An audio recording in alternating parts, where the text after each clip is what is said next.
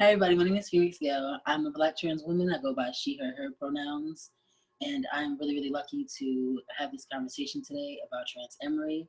But before we start, we just want to let you guys know, please be 18 years or older to watch this or view this with a parent, because it may have exclusive content in it. And also, please, I'd like to thank all the members that are on this panel today, having this discussion, because they're opening up and showing their true light. So thank you so much. And Ray, you can go. Hi, my name is Ray. I use they, them, theirs, Black Unicorn, Beloved, Loved One pronouns. I'm really excited to participate in this conversation today as somebody who is non-binary identified. And I'm gonna pass it over to Ella. Hey everyone, I'm Ella. I use they, them, their pronouns. I am non-binary and queer, and I am a mental health therapist in the Bay Area. Thank you so much for having me today.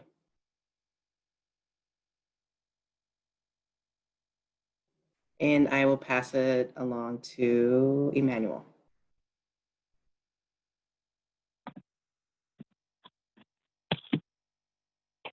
Hey everyone.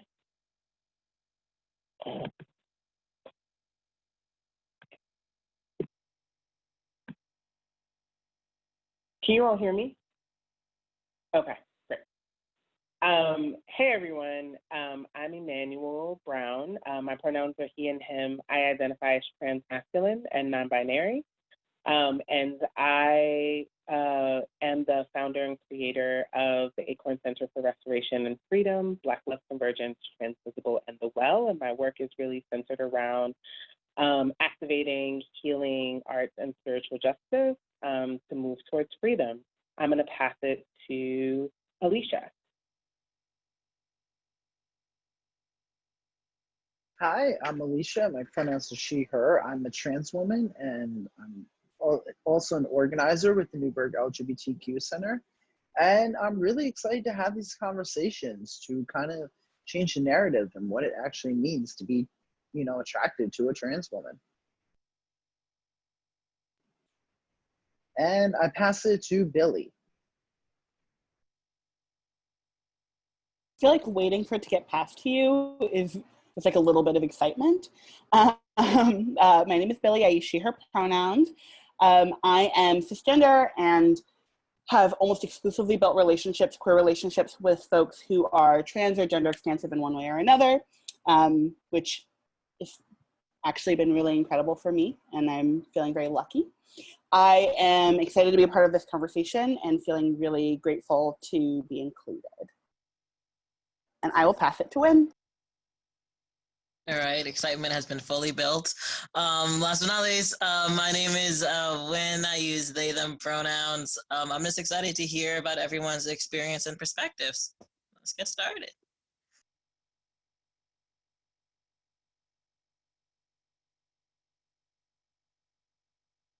Hi everyone. So before we start, we just want to cover a couple of topics.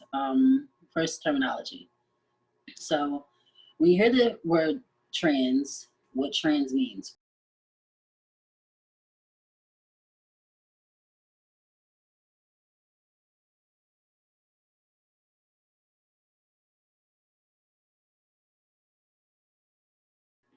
Now you may hear us say cisgender. Cisgender is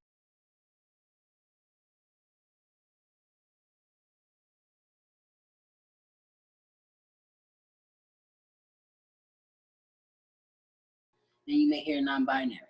Non-binary means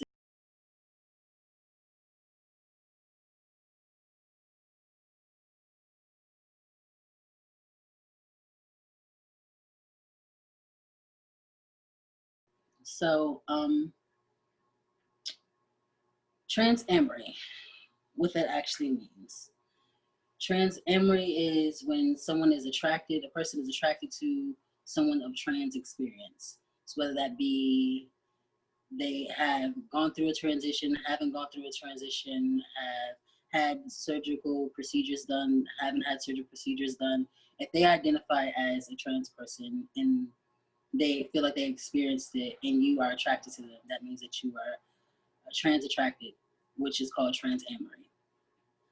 Now, as a Black trans woman, I have been through many situations where I have talked to mostly Black heterosexual guys, actually all Black heterosexual guys, cisgender,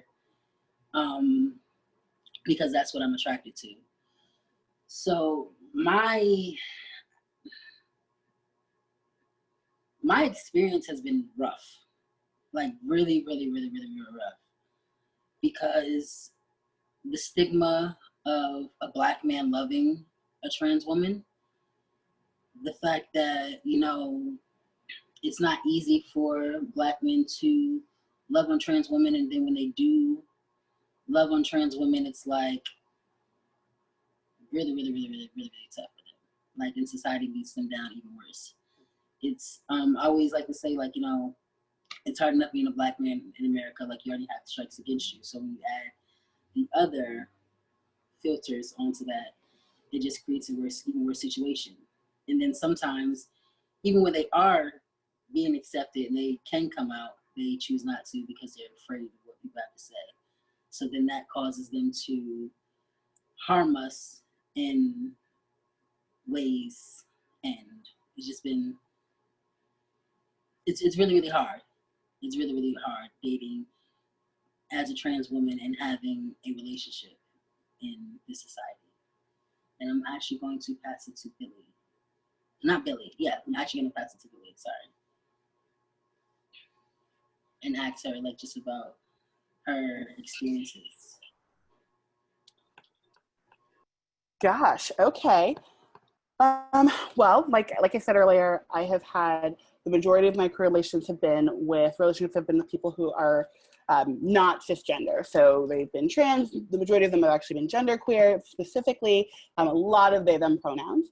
I came out when I was 19, and prior to that didn't even really think that I was queer in any way. And I think a component of that was because there wasn't a lot of representation of what it meant to be a not straight Black woman. And I really only knew who Wanda Sykes was, and I was like, not Wanda Sykes. So I just figured I wasn't queer. And as I really got to understand my body and my wants, and then had like someone flirt with me, I was like, oh, this is actually like way better. I'm just gonna go be queer now, like this is way better. And I'll be honest and say that I actually didn't feel like I was going to like be a good partner as like a new queer person to a trans person. And my first partner ended up being trans, and I'm like endlessly grateful for this person and for the reality that we had so many hard conversations where I was like I need to show up for you. What does that look like for you? Like, let's be in this together. And was partnered with him when he started his testosterone, and lived together through that process. And I really think that ended up being super helpful. I also say, as someone who is trans attracted and is cisgender, I have to do a lot of my own work. The same way any person who doesn't exist in an identity should be doing some work to show up for other folks, should be doing that work to show up for their partner. That's work that I have to do. And it's the way that I'm able to show love and attention and affection is by not having someone need to explain the basics of their experience to me, because I don't have that expectation of someone else, and people don't have that expectation of me. And at this point, now I've lived in New York for 3 years, and I moved here from Nebraska, so like super, super Midwest, and grew up in Denver, not Midwest at all, and very, very city. And dating not cis people in those communities has been really, really different. And I will echo Phoenix in saying that dating as a Black woman is hard, you know, and feeling beautiful as a Black woman is hard. And to add any layer to that is really difficult. And I navigate that and want to continue to show up for my partners, and know that they are navigating some experiences that they're bringing into our relationship. At this point, like I said, almost every partner, save literally one person, has been gender expansive. And I would say that a part of my attraction to someone who is gender queer is an understanding of who you are, that I think that you all have to do more work. You have to do a lot of work to be in touch with your body, to be in touch with your heart. And that is really beautiful and creates an opportunity for vulnerability in a relationship that doesn't always exist. And I am so honored to be in those relationships. I find that I happen into them. I don't always look for the trans people to date, but my communities are radical communities. My communities are communities that are really saturated with trans folks who hopefully are feeling as safe as possible, and that ends up being who I'm around. But I thought about this. I thought about what does that attraction look like before this conversation, so I could like have a thing to say. And I really think that a component of it is that a conversation about how you feel in your body is already like welcomed. So when I want to talk about how I feel in my body, because I feel weird and uncomfortable and blah in my body sometimes, I know that isn't going to be responded to with like, why do you feel that way? Just don't feel that way. You're so great. Because there are other people who are feeling differently in their body for whatever reason. And that actually creates a safety and an opportunity for vulnerability for me. So yeah, that's what I have. I would be interested to hear Elle's story and Elle's perspective. Ellis.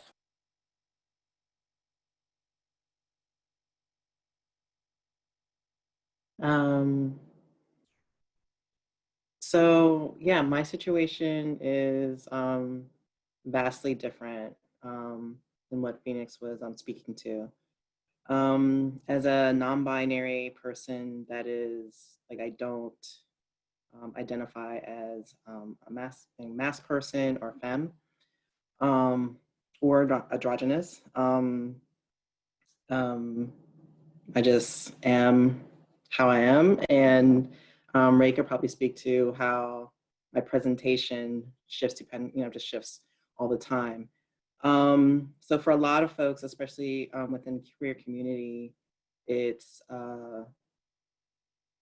challenging, right? So I think a lot of the few conversations that are being had about transamory is typically, speaking about what happens between cis and trans people, but I feel like a lot of conversations aren't talked about, that aren't, there isn't space held for, is about trans antagonism within queer community space. So for I think a lot of folks that I've encountered, they are up for being in queer relationships, but to be in relationship with somebody who, is not cis, whether or not they're wanting to make any physical changes or hormonal changes, for some people, it's not something that they want to do or feel like they can do, that typically they don't seem to know how to be supportive of folks. And I've seen a lot of relationships, fall apart around that. Long-term relationships fall apart around that when one person in a relationship realized that they were not actually cisgender. Regardless of whether they,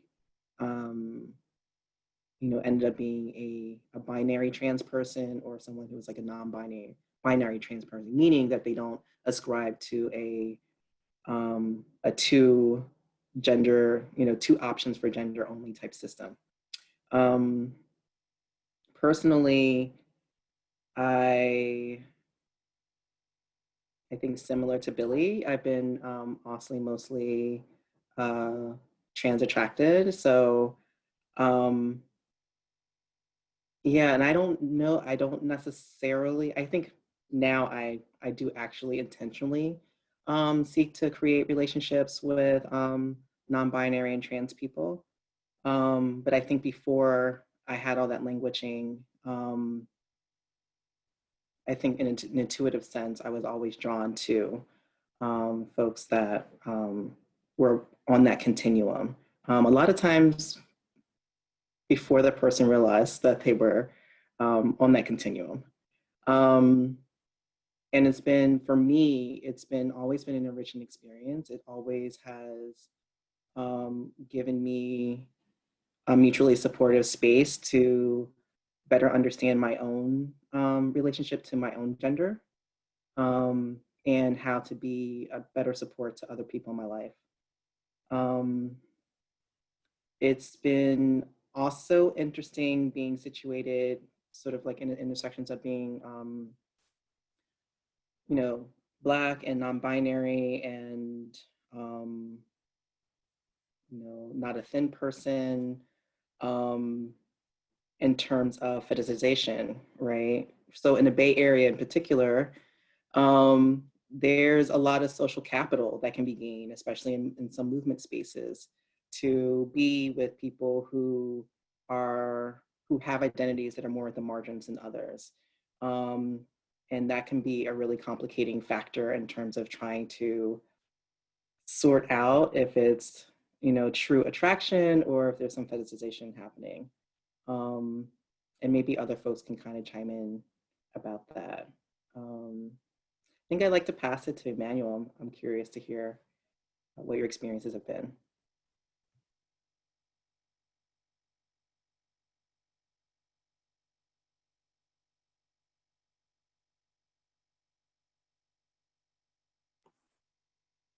We can't hear you. Because you're not muted, but we can't hear you.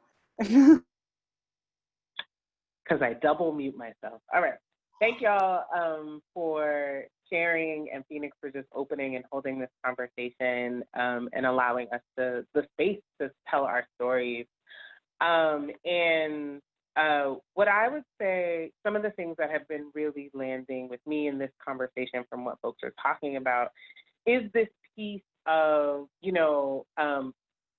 trying to navigate the dating world with race and gender and queerness as a component, right?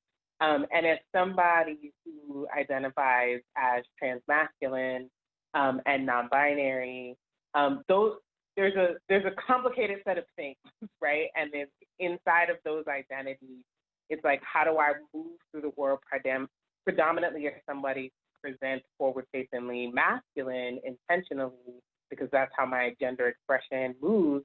And so I have to also take on, right, some of those things, like how does patriarchy move through the romantic world, right? I can't just assume that people are not, that my behavior isn't patriarchal because I was born assigned female at birth, right? So there's that piece and that component. And then there's the component of non-binariness, which I, really had to start to pull forward, because I was like, there were ways of being or thoughts that people were really projecting onto me because I was somebody who was identifying as transmasculine. Like, I wouldn't wear a thing, or I would act a certain way, or I wouldn't act a certain way, or I would behave a certain way in bed, or I'd be this particular type of lover all the time. And I was like, no, there's a lot more, for me, my non-binariness is really, it really is about integration of both my masculine and feminine energies, as well as those things that don't have gender identity that show up in my expression of my gender.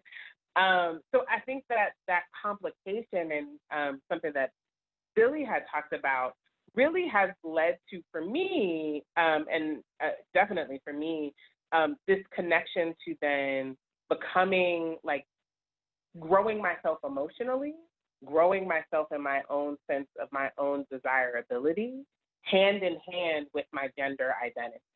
And then what that produced was something that was like, well, then now I was going to, as somebody who is predominantly, I don't know if that's true, probably about 50% of my relationships have been with people who identify as cis Black women. And about 50% of my relationship are with people who identify outside of the gender binary, or as trans, right? So the 50% of the relationships then with the cis Black women then became like, I was gonna be the perfect man for them. And I was like, what? And this like complicated set of like gender and race and people having to deal with the projections that people are putting on you. So it was like, you know, you're never going to exhibit patriarchal behavior because obviously you're this amalgamation of like feminine and masculine energy, and then now you're going to be this perfect man for me. And I'm like, I am not doing that. Like, I'm going to fuck this up 100%, right? Like, I'm going to say some fucked up shit out of my mouth. Like, get ready for that. I'm going to use power in a way that feels fucked up. And like, you know, as much as I can keep myself accountable to those things and keep myself aware of those things, I'm going to also need you to be in a position where you can see that, experience that behavior and be like, yo, that shit is fucked up, and not continue to construct this ideal version of a man through me, right? And so for me, that piece and trying to get to that piece, right? So I think when I think about for folks who are interested in trans folks, if folks are interested in trans masculine folks in particular, is like, you gotta front load those conversations about understanding what your relationship is, whatever your gender identity is, to masculinity, right? And to maleness and to patriarchy, right? Because if you don't front load the conversation in the relationship with that, then it really, and I have experienced it time and time again, both not front loading it and trying to front load it, you know, where there's these expectations and assumptions that get built up. And we're both gonna fail if that is the case. And I've experienced that in relationships where it's like, oh, I really failed a partner because I did not understand myself, my relationship to my own masculinity, patriarchal behavior on top of that, and the way that could show up as toxic, right? And other people have failed me because even when I was trying to have those conversations, they were like, no, I'm good, I'm fine. And then, you know, 2 months later, they're like, well, I thought you were going to be my king. And I'm like, what is happening, right? So I think those are some of the pieces. And then, you know, and to echo some of the things that other folks were saying about like the joy of being in relationship, the sigh of relief that comes when I'm in relationship with folks who also identify as trans or non-binary, right? Where it's like, that's not the thing, then that is constantly coming up on the table. We can work on some other things, but then that becomes a place where I get to do it, actually, in my own gender expression, my own sense of self, because I'm not constantly cueing to the other person's discomfort, learning, this, that, other things, the dynamics, all of that. And it's like, I just get to be, and I actually get to learn much more about myself. So I'll stop there for now. Alisha, I know that you were saying that you wanted to share some things, so I will pass it on to you. Thank you. Thank you for everyone that has shared so far.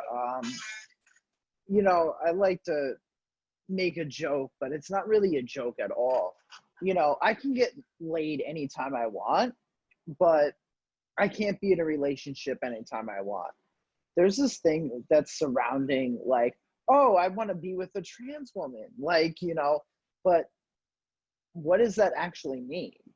You know, do you want it, you know, like, oh, I'm something exotic, something like, yeah, I mean, I'm good at sex, but like, you know, that's besides the whole point. Like, you know, why are you trying to be with a trans woman? Why not just a woman? And that's something that like I had to deal with into what actually relationship actually is. And then does it go beyond sex?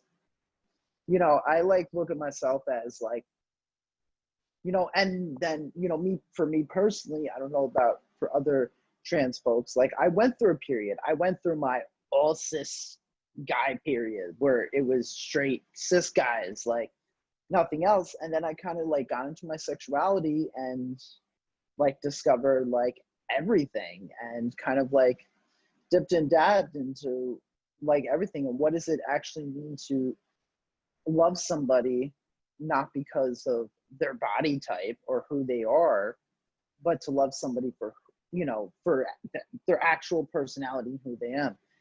And, you know,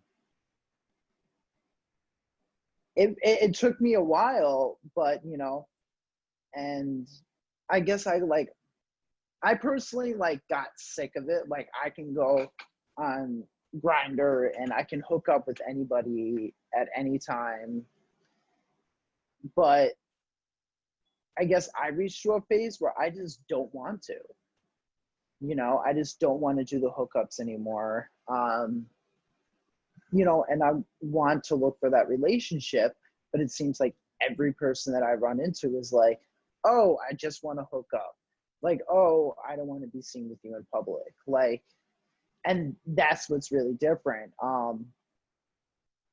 And like navigating like all these different like bodies and everything like that. And I haven't found myself in like many relationships with like other trans folks and non-binary folks and like all that different, you know, romantic relationships. It's always been like cis. It's always been like different cis relationships. And it's like, yeah, I guess like it's a growing period for myself and it's a growing period with individuals. Like, I guess, you know, it's great that I can get laid, but the fact of the matter is like, you know, sometimes like, hey, I want to cuddle and watch TV. I don't want to just like call you over for sex.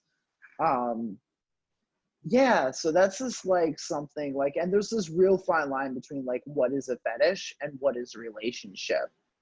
And sometimes that, even for me, I can get that messed up. Like I can get that messed up. Like, oh, you want to come over, and we end up sleeping together, and I start getting all this like feelings inside. But at the end of the day, like when I really think about it, like, wait a minute, you're coming over at 9 o'clock at night. Why are you like, you're coming over at 9 o'clock at night. You're not coming over during the day. Like you never want to go out and you just want to sit in the home and watch TV. So like that is like the thing for me. And how do I identify between what is this fetish and between what is like an actual relationship and you want to get to know me as a person, not as this trans woman. Yeah, it's really, it's a growing period for myself. It's a growing period with individuals. It's a growing period of when honestly to say like, no, I am better than your quickie, because 99% of the time, like you're not worth it at all. Like it's not even good. So yeah, that was a lot, but with that, I want to pass it to Wynn. All right. Hi again, everyone. All right. So I am, like I said before, identify as non-binary, trans-masc individual. I'm currently in an interracial relationship, and my partner also identifies as non-binary. So it's kind of cool to be in. Both of us are non-binary, so we both understand another deeper level in our relationship when it comes to body and sex and how we ourselves view our own body and how we want others to see our body.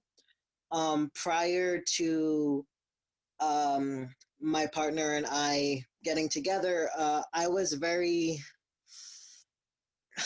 not attracted to the best people. We all have a type that we regret, and I was in that type for a while, and we're not doing that anymore, just toxic. And so I like where I am now. I'm madly in love with the person I am within now. And um, they both kind of helped me because I was very afraid of intimacy, solely because I was afraid of my own body. The shell that I was walking around in did not match how I felt inside. So when it came to being intimate with a partner, it was very much so turned into what can be considered a very stereotypical, as said before, you're going to be my king. I ended up playing the king role. And like I believe multiple people said already, I just wanted to be cuddled and watch some movies. Um, I didn't want to always have to be the king. Don't know if anyone knows anything about strap-ons. Strap-ons are tiring. Um, I don't want to always pull it out. And so that was just my existence and my life for so long until I found the partner that I'm with now. And was able to have top surgery and am now comfortable being in my body when I'm just like, yeah, the strap-on's right over there in the drawer, but we don't need it. I don't need it. And being with someone who understands how I feel in my body and my sex drive, and my partner is gray sexual. And so if anyone's aware of what that term means, but at least what gray sexual means for them is that like their feeling of sexuality and even their feeling of their own gender just kind of comes and goes. There's no steady flow, there's nothing or whatever.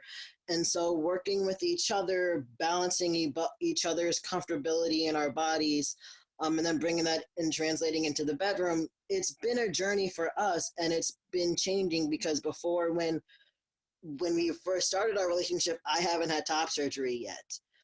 So it was off limits for my chest. And now moving months after getting it since this past August, they can clearly go ahead. This is all yours.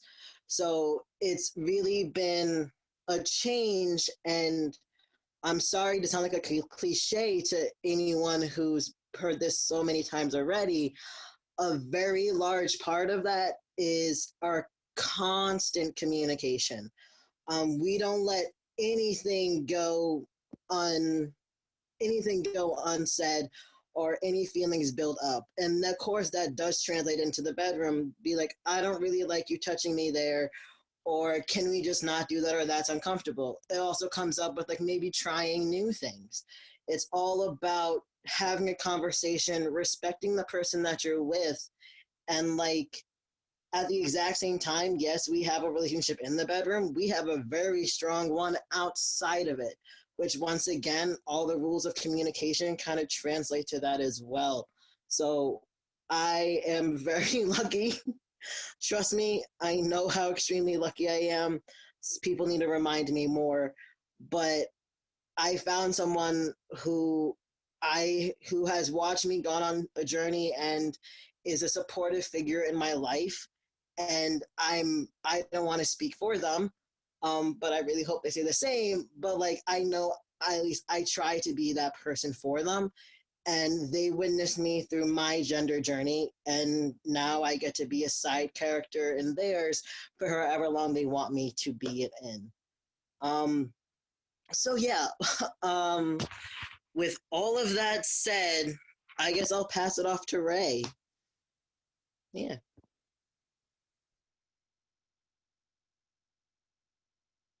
Hey. Hi. Sorry, my dog pushed her way into the space. So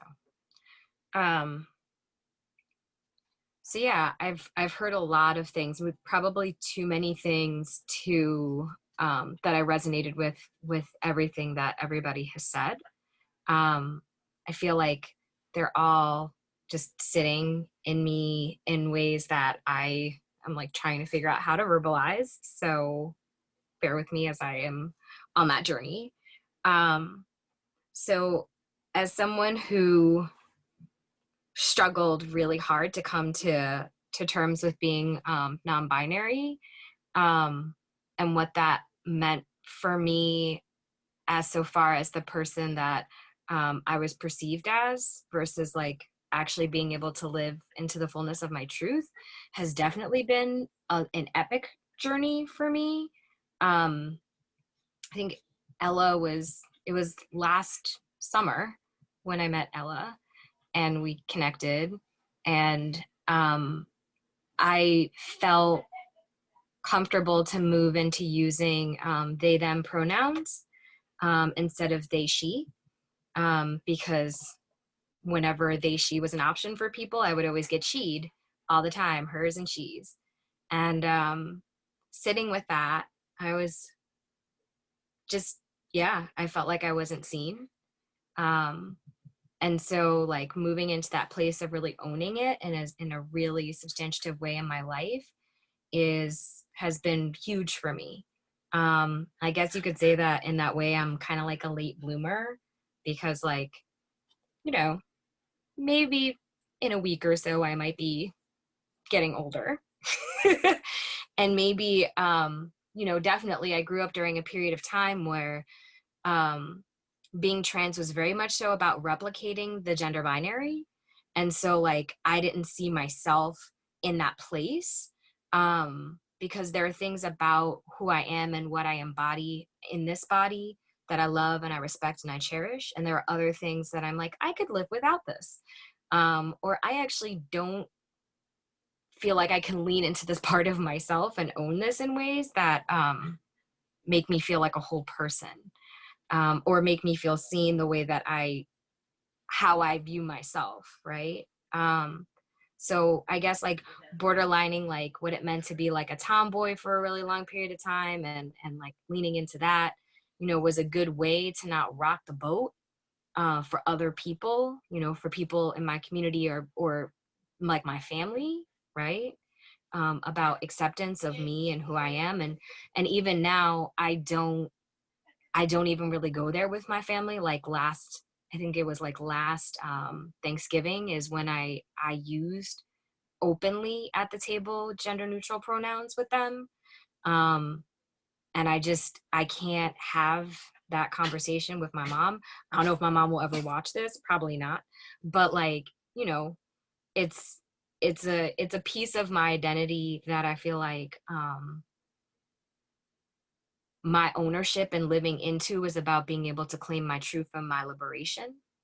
And then really embracing that piece of me that's very like very mask,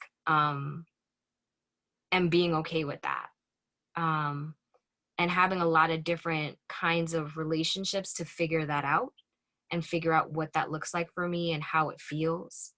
And being able to feel like I'm in alignment with my spirit, with what moves me, and how I'm occupying or being in my body that feels authentic so I don't feel disembodied.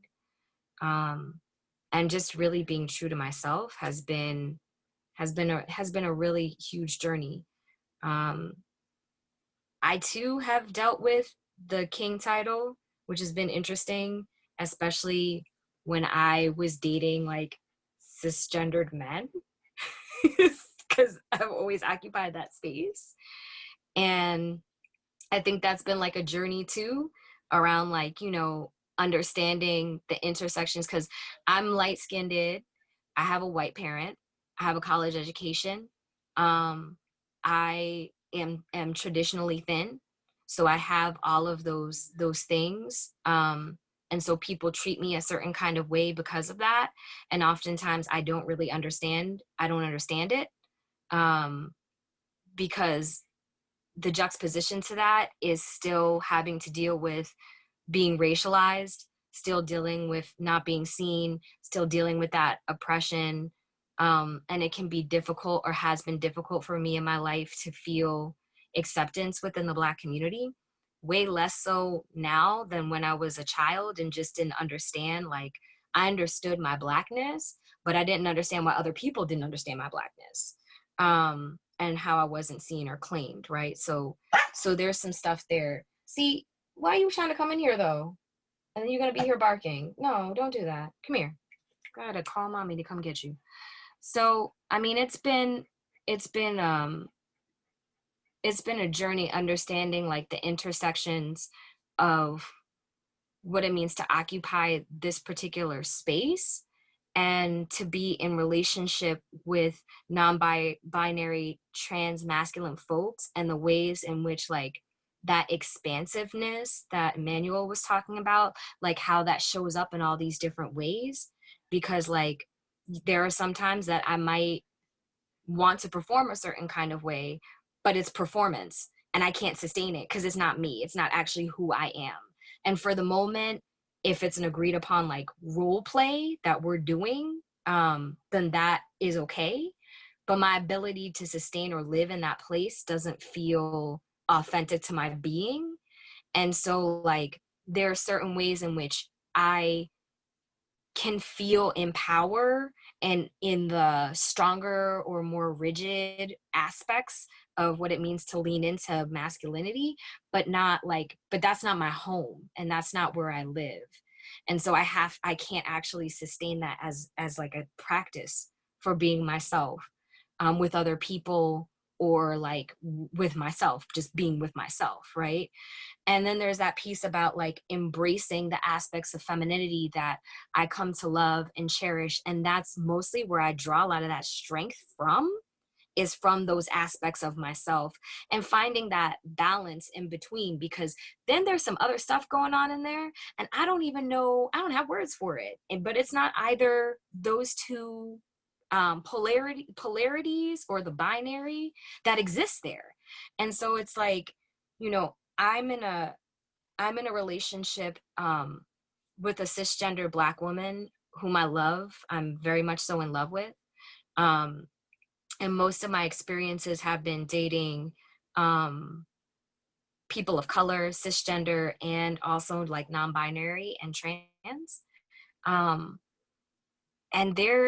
for me, like there is this ability that I've had in most of my experiences, probably 70% of them, to explore and feel deeper into my affirmation and figure out what's not actually mine to hold on, but was something that I just had, and I had to figure it out and work out what that looked like, and how it showed up, and where it was like really patriarchal, where it was like really like not cute. It was like not cute stuff, and like figuring out what that looked like, and also seeing those pieces of myself and being like, oh, that's the fullness of this whole thing, right? Like this is leaning into myself. Damn, I'm not proud of this moment.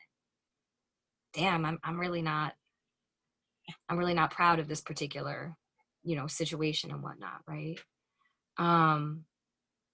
But the ability to feel attractiveness, especially based off of the expansiveness of who somebody is and the complexity of who they are, not being held into the rigidity of like gender or gender performance, is definitely for me. Like, I love me a good femme all day, and I'm here for that. And I'm also here for like non-binary mask of center folks. That feels like it's really controversial in a lot of different spaces because of this need to, I guess, replicate the gender binary. Because even though like folks are really not about that, I still manage to see it in our communities. And I gotta say, like, it's been hard around acceptance. And Ella was speaking about this earlier, and I'm going to be quiet so then we can open it up for more conversation. But I just wanted to raise this point about the rigidity that can show up inside of the LGBTQIA plus spectrum around the acceptance of, the centering of, the respect of gender expansiveness and fluidity when it comes to transness, right? Like, I can remember a point in time in like the early 2000s where I read a lot of like articles dragging trans masculine folks. And I also have been in spaces where I've seen the kinds of like toxic masculinity that can show up in trans masculine spaces, which isn't everything in that space, it's an aspect of it. And that being the thing that ends up getting raised, and then that being the thing that ends up being held up for anybody who's trans masculine. And a part of it is like a double-edged sword because there's an expectation around it, right? Like there's the expectation that you're going to do this thing, you're going to perform this way, I'm going to fuck you like that, right? And it doesn't actually leave enough space for people to like be who they are and lean into themselves. And so like, it's that piece around like, how are we reclaiming our humanity and making space for folks? And where are the lessons learned in these moments? Because we got a lot of young queer folks that are coming up and they watching us. They might actually be watching us right now. I'm gonna let my dog out. I'll be right back. Hello. So we're gonna talk. Hold on for a minute. Okay. So we're going to talk about real quick the difference between, actually, real quick. I had a conversation with somebody. It was a panel of people, and we were having a discussion about the difference between a fetish and a fantasy. And I was trying to, the conversation basically went as, you know, fetish is a fantasy. And I was like, no, those are two separate words, because a fantasy can be something that you can necessarily fulfill and want to continue to do. A fetish is something that is done in the dark, something that is like, you know, done like, you know, in secret, so no one knows, just like a sneaky thing. A fetish is not necessarily something that's a good thing. It's not a positive thing, which I was explaining to them. And I said necessarily a fantasy can be something that you can be saying, oh my gosh, like this can happen, definitely happen, and I can see myself with this person, or I can see myself doing this, and then necessarily it can come a reality, or necessarily can also become a fetish also, depending on how you look at it. So I say that to speak a little bit more about my experience as far as just being okay in my body, but not being okay with other people. Like other people being okay with my body. So I hear a lot of times, like I hear a lot of people saying, like, you know, and I just feel in myself, a lot of times I'm comfortable with myself. I'm comfortable with who I am as a trans woman, and the, like, you know, the different sexual things that I would want to do. And I see, and it's a lot of times like guys don't necessarily want me to top them. Like they have watched porn or something like that, and they see trans women topping, like, you know, them, so they want that, like, you know, they desire that.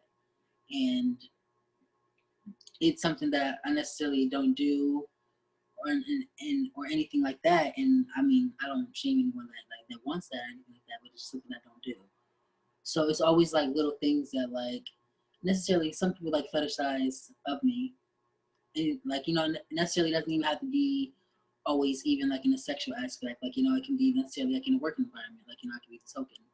Like, you know, people fetishize me in that way. So, but I'm gonna pass it off to someone else that wants to speak.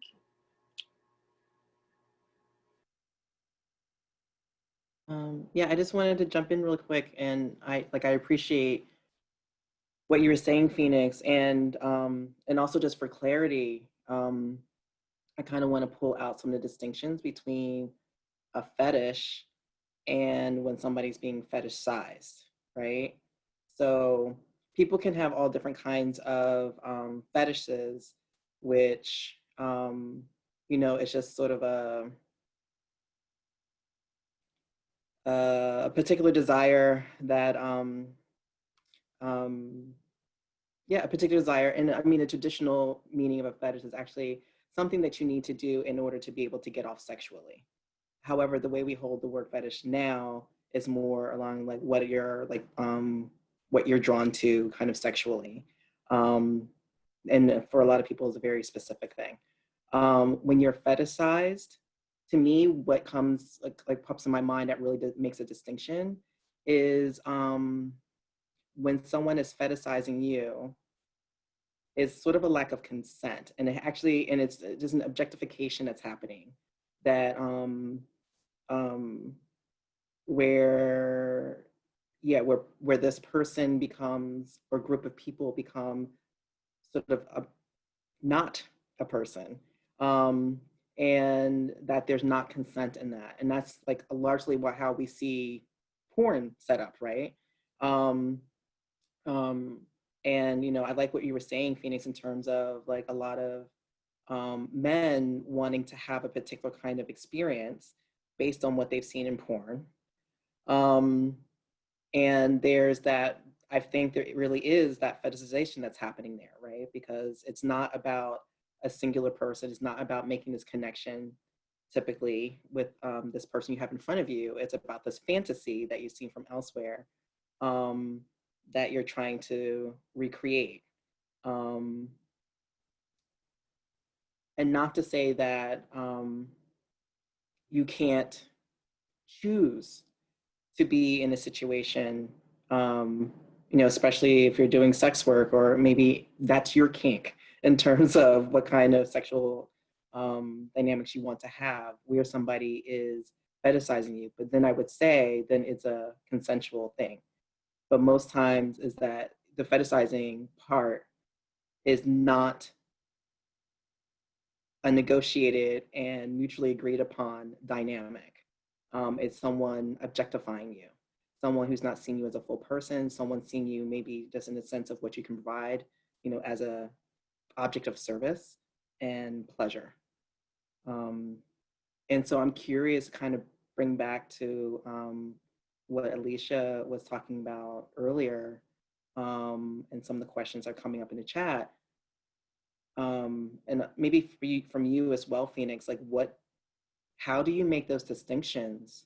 What's sort of your internal checklist around how do you determine if somebody's actually attracted to you and or fetishizing you, and or like where do those things kind of overlap?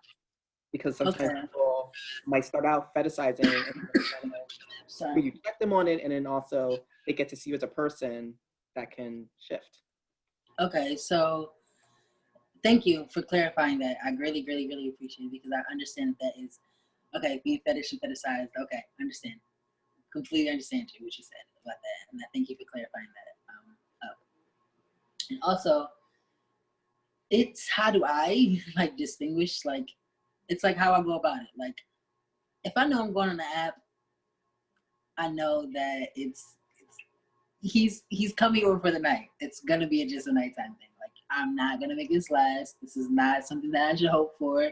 No, he is not staying the night. Baby, you're going home after you get this quick net in. And that's gonna be it. Like, it's not, no. Like, it's just simple as that.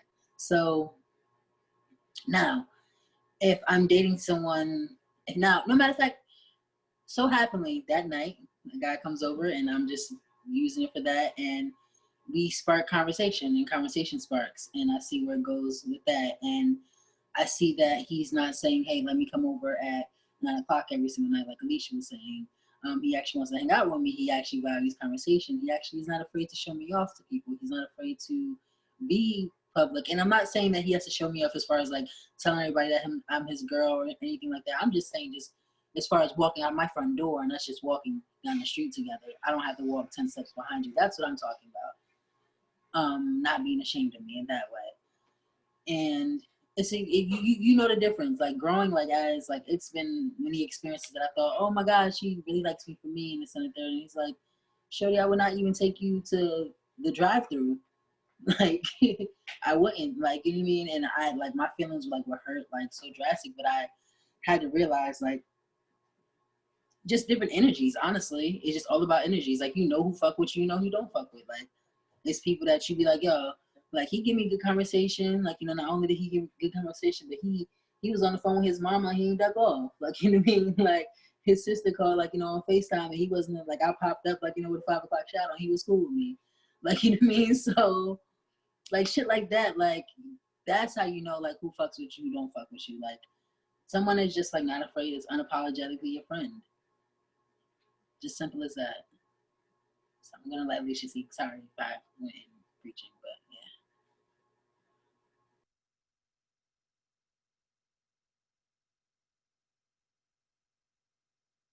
yeah. Yeah, I think I definitely want to like add in like what I guess like part of like what I've struggled with, especially like within the sex life. Like I am very sexually gratified by being dominant in the bedroom, and like as a trans woman, I'm like, oh no, I have to be the bottom. But I've actually come to realize like, hey, like I can be the top. Like I can top somebody, and I'm perfectly okay with it. Like I'm okay with using, I call it my girl dick. I don't know what other people call it. Clit, this, that, I call it my girl dick. I'm okay with that. I'm okay with penetrating somebody. I'm okay with that. And, and that doesn't make me less of a trans woman. Like I'm very dominant. I'm very kinky. When it comes to all that, like that's how I sexually gratify myself. And yeah, it's just figuring out like a couple folks were saying, like stop reinforcing like the narrative of what the binary is. Like just because I'm a trans woman does not mean I need to be submissive. And just because like if I'm sleeping with a trans mask person doesn't make them any more masculine. And that's like something that I've come through terms, and I've came through like the terms of like it's okay with me using my girl dick. Like there's nothing wrong with that. I'm still a trans woman. No matter what, like I still, yeah. But like definitely breaking down, the binary of what it means to be dominant and submissive in the bedroom. Like that's definitely something that I've worked with, and something that it came like it's perfectly okay to use what I have to enjoy myself.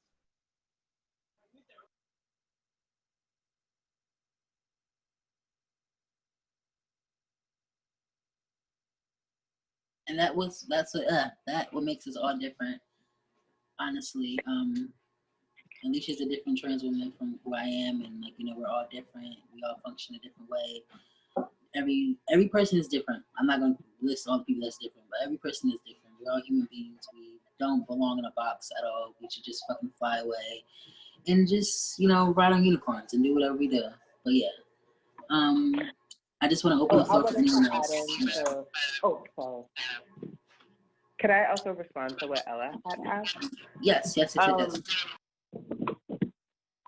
For me, like, I think one of the things, like, there's also the subtle ways, like, I think as Alisha and Phoenix were talking about, like, there's these, like, it might be how somebody responds to you in the bedroom. It might be how much they're willing to take you out. It also might come up in how much they question your gender identity, right? When you get to that place where their curiosity no longer feels loving, and it feels like they're trying to actually tell you who you are by the questions they're asking, right? So I've had people say to me, oh my God, so many times, it's so rude. But you take care of people so much like a woman. And I'm like, what is wrong with you? Like, and I'm like, so it's really hard for me to like understand your masculinity because of the way you offer care. And I'm like, well, first of all, you've made a lot of assumptions about the source of my caring side, which I would actually call a provider side, which is actually something I learned from my father and my brother, right? Like, you made a total assumption that this is coming out of a fountain of femininity. I could point to you some other things that are coming from a feminine space or a non-masculine space, but this is actually not one of them. This is deeply rooted inside of my masculinity. So I think that there are those things when people are trying to understand you, but those conversation starts to feel like they don't believe, right? A prime example has been, and I am proudly 39, about to be 40 years old, right? So, I definitely, and so in my generation of people who grew up through the 80s and the 90s, really the 80s, like an 80s baby, right? When I growing up in that factor, like, so with my peers, so with people who are anywhere from 35 to 45, really, being in this circle with them where they were defaulting me and I was defaulting myself to Black womanhood. It was something that I had learned how to do. I knew how to put it on. I knew how to kiki with the girls. I knew how to do all of it, right? And about 4 years ago, I started coming out to them, being like, so what's happening here is I'm allowing you to believe that we actually are on the same wavelength. And that is not okay. So, and it was a real test to my friendship even, right? So even talking about if people, understanding if people are, we've been talking romantically attracted to you, but there's all kinds of ways that people can be attracted to you through friends and things like that, that come with the same fetishization of like, oh, it's cool for me to have my social, my social worker, my social justice points, because I can say I have this one Black trans friend, right? And so really for the cis Black women in my life, it became this, challenge for both of us to be like, can we still maintain if I actually reveal to you more of who I am? Can we still be in connection with each other? If you understand this thing that you're experiencing, for me, a big one is like the experience of mansplaining, right? I don't live in a life in which I experience mansplaining because of my own internal socialization around masculinity. Like, it just doesn't translate that way. I'm like, they're just saying what they're saying what I'm saying. That's it. They're having a different experience, right? And so, like, being able to, like, presence more of myself in that way and ask them more questions that presence more of myself that way, and then seeing how they responded in those ways, right, really start to shape our friendship as well. And then I think, and I just can't, because I think even before you get into the bedroom, the fetishization can be happening when it feels like they're showing you off a little too much, right? When it's like, oh, I got to bring you to everything. We're in this non-monogamous configuration, but you're always my public date. It's like, why? I know you date other people. Why I got to be on the hook? Like, I know I'm good arm candy, but why me, right? Why me all the time? And so, like, just being able to, again, Phoenix mentioned, like, really going with, like, the energy that you feel, your own intuition. Like, does this feel uncomfortable? Does it feel off? That's what I've really used to help guide me in understanding, like, ooh, and it's not always like one person is doing one thing. Sometimes everybody can slip into a moment. Sometimes I fetishize myself, right? And I'm like, oh, I know I'm going to be the only Black, blah, blah, blah, trans person in a space. What kind of choice am I going to make around that, right? So it's like, just really guided by your own internal intuition. I'm guided by my own internal intuition in those moments as well. Thank you so much for that, Emanuel and Phoenix and Alisha. And I'll just add on really quick what I notice as a person who doesn't identify as a femme person or a mass person, even though I don't identify as ways, but I do have definitely feel those ways at times. But in general, just more gender fluid. One thing that I have come across a lot, and now I look very strongly for, is being in relationship or connection with people whose gender isn't standalone, meaning that for some reason, how I am presenting, acting, or perceived by other people seems to impact or come into conflict with whatever gender they are ascribing to.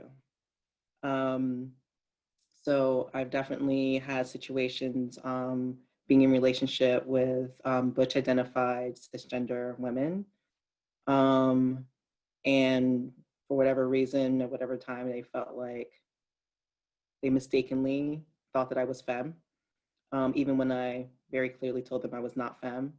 But what would keep happening, similar to what you were saying, Emanuel, like the questions would come up, which really was them trying to force me to behave in a particular kind of way so that they felt like their gender wasn't being questioned by being in space in a relationship with me.